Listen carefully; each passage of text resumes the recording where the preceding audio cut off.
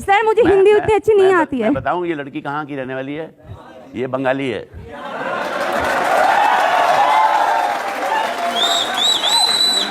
पूछो पूछो जी सर। আপনি বাঙালি না? হ্যাঁ আমি বাঙালি। কি नाम? ओमपुरी साहब, ये बात सही है कि बचपन में जब आप शीशा देखते थे तो अपना एक्टिंग का इरादा त्याग देते थे कि भाई कैसे जाऊंगा? सर शीशा देख के तो ऐसा लगता था, लेकिन मेरा फोटोग्राफर बहुत अच्छा था।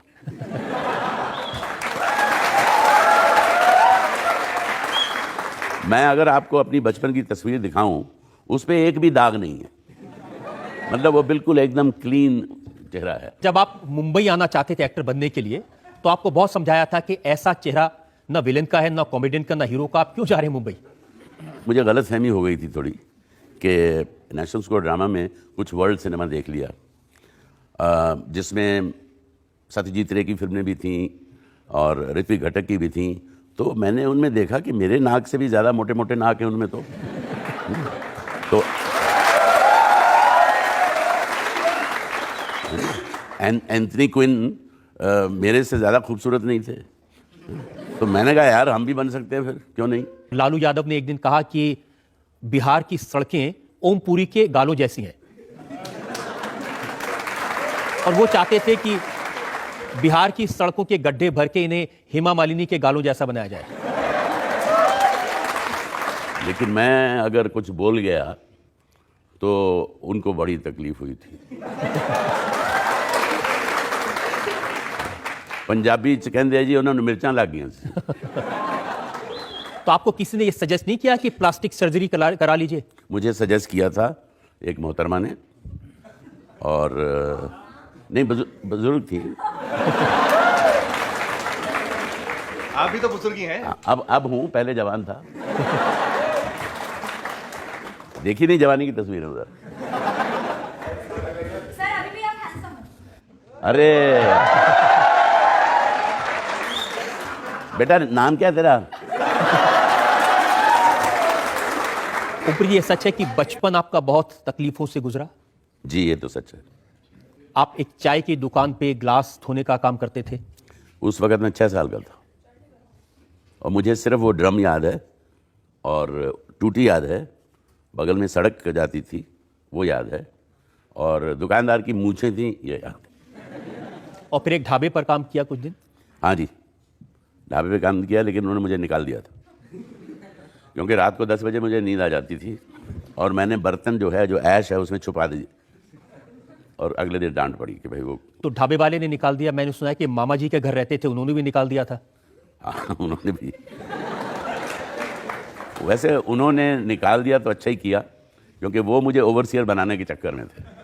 अब आप देख लीजिए कि मैं ओवरसियर बना कहीं बैठा होता, लेकिन मामा जी ने निकाला, आपने एक्टिंग शुरू की, आप नेशनल स्कूल ऑफ ड्रामा पहुंचे और वहां भी आपको समझाया गया कि आप बेसुरे हैं, गा नहीं सकते हैं, डांस नहीं कर सकते हैं, एक्टर बनने की कोशिश मत करो। ये मेरी और नसीरुद्दीन शाह दोनों की बेवकूफ़ी थी कि हमने डांस और म्यूज़िक को, सिंगिंग को सीरियसली नहीं लिया एनएससी में, जबकि लेना चाहिए था, क्योंकि हमारा ये था कि भाई हमें डांसर थोड़ी बनना है, हमें सिंगर थोड़ी बनना है। लेकिन वो सिंगिंग इसलिए करवाते थे कि आपकी वो वॉइस कल्चर, आपकी वॉइस में वेरिएशंस आएंगे, उसमें डेप्थ आएगी और आप एक फिनिश आएगी आवाज़ में, इसलिए।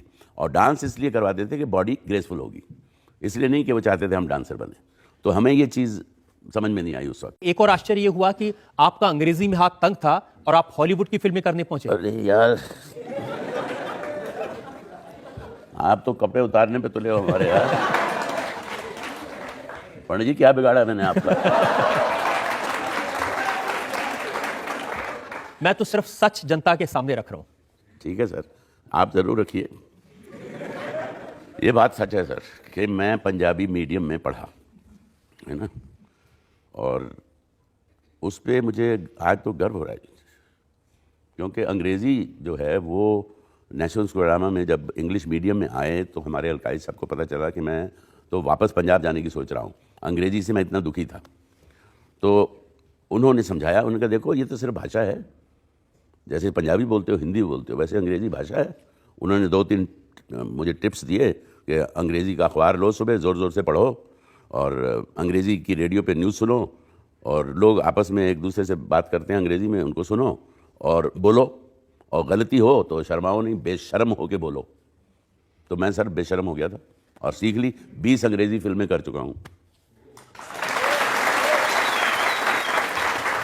ओमपुरी जी, जो कुछ आपने अचीव किया यह काबिल तारीफ है। जैसी बैकग्राउंड से आप आए, जिस तरह की फिल्में आपने की और जिस तरह के अंग्रेजी आपने सीखी, ये वाकई में जो जनता है, यंगस्टर्स हैं, इन सब के लिए बड़ी इंस्पिरेशन की बात है।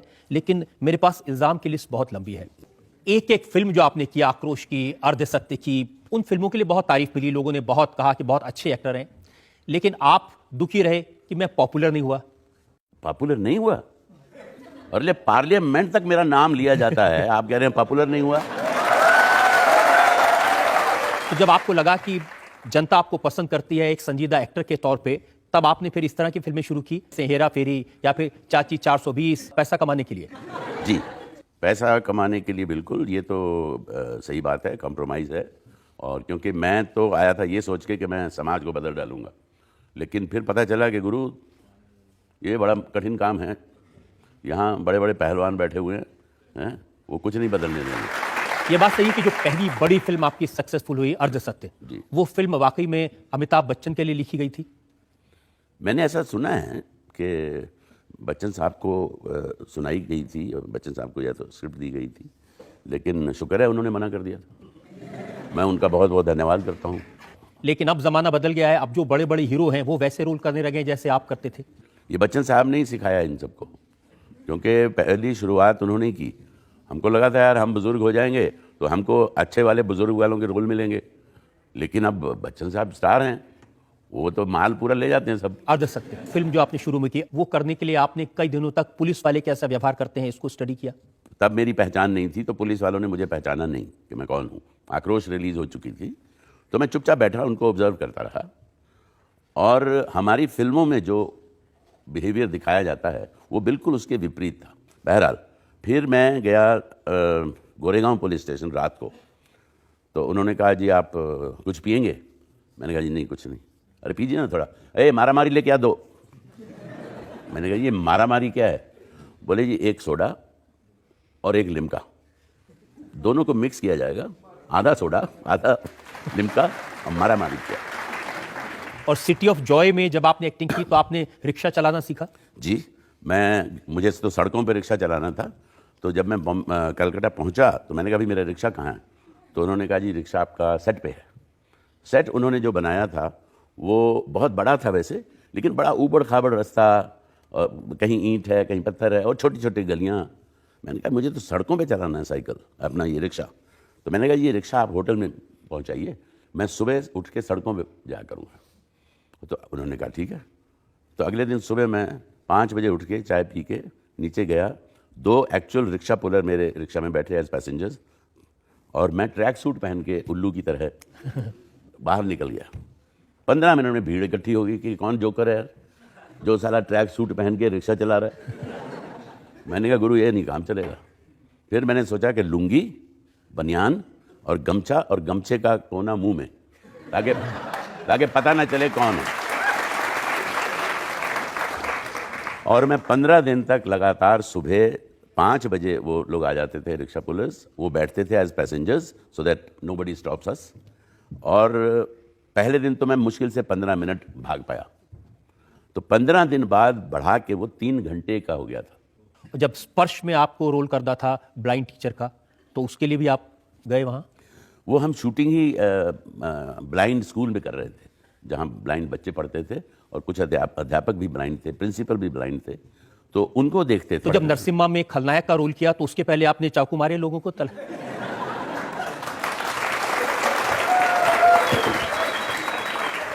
ये तो वही वाली है।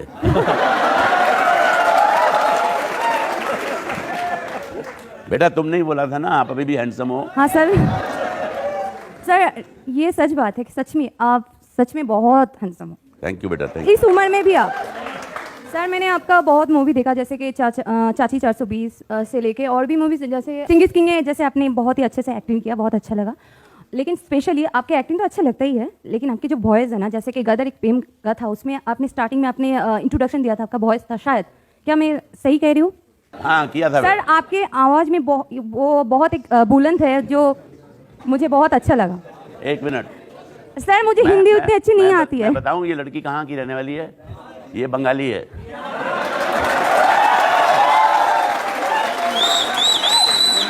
पूछो पूछो जी কি? सर। আপনি বাঙালি না? হ্যাঁ আমি বাঙালি। কি নাম? হ্যাঁ স্যার আমার নাম ঈশিতা মিত্র। আমি কলকাতা থেকে এখানে পড়াশোনার জন্য এসেছি। তোমার বাড়ি কলকাতা? कोलकाता। मैं आपसे आपका एक फेवरेट डायलॉग सुनना चाहती हूँ, जो आपकी फेवरेट फिल्म का फेवरेट डायलॉग है, उसी अंदाज में उसी तरीके से प्लीज अच्छा। सर। 250 फिल्में की आपने, उनमें से आज तक आपका फेवरेट डायलॉग कौन सा रहा है? ओए चुप है अर्जुन सिंह। ओए ओए द्रौपदी तेरी अकेले की नहीं है, हम सब शेयर होल्डर हैं।